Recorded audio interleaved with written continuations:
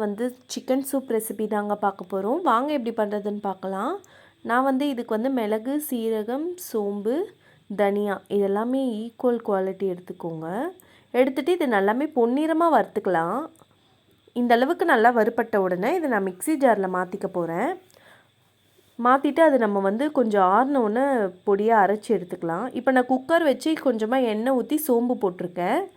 சோம்பு பொரிஞ்சு வந்தோடனே நான் வந்து ஒரு வெங்காயம் வந்து நான் நல்லா பொடியாக கட் பண்ணி சேர்த்துருக்கேன். சேர்த்துட்டு இது எல்லாமே நல்லா வதக்கிக்கலாம்.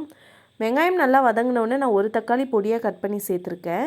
சேர்த்துட்டு அதையுமே நல்லா வதக்கிக்கோங்க. இந்த மாதிரி வதங்கின உடனே இப்போ வந்து நான் பொடி பொடியாக சிக்கன் வந்து கட் பண்ணி வச்சுருக்கேன். அதை இதில் நான் சேர்த்துக்க போகிறேன். சேர்த்துட்டு நல்லா கலரி விட்டுக்கோங்க. நல்லா கலரிட்டு இப்போ நான் வந்து தேவையான அளவு உப்பு சேர்த்துருக்கேன். சேர்த்துட்டு மஞ்சத்தூள் கொஞ்சமாக சேர்த்துக்கோங்க. இப்போ நம்ம அரைச்சி வச்சுருக்க பொடி அதில் சேர்த்துக்கோங்க. சேர்த்துட்டு எல்லாத்தையும் நல்லா பரட்டி விட்டுக்கலாம்.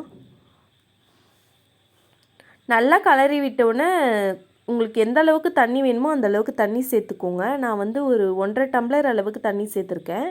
கொஞ்சமாக கார்ன்ஃப்ளவர் மாவு சேர்த்துருக்கேன். ஏன்னா கார்ன்ஃப்ளவர் மாவு சேர்த்தா நம்மளுக்கு வந்து சூப் வந்து ஒரு கட்டியாக கொடுக்கும். லாஸ்ட்டாக வந்து இஞ்சி பூண்டு பேஸ்ட்டு 1 ஸ்பூன் சேர்த்துருக்கேன். சேர்த்துட்டு இது வந்து ஒரு 3-4 விசில் போட்டு இறக்கிக்கலாம். இப்போ வந்து சூப் ரெடிங்க. இந்த சூப் குடிச்சிங்கன்னா தொண்டை வலி, சளி, இருமல் இது எல்லாமே சரி செய்யும். நீங்களும் ட்ரை பண்ணி பாருங்கள் கைஸ், மறக்காமல். பாய் கைஸ், மீண்டும் வேறு ஒரு ரெசிபியுடன் உங்களை சந்திக்கிறேன். சப்ஸ்கிரைப் பண்ணுங்கள், லைக் பண்ணுங்கள்.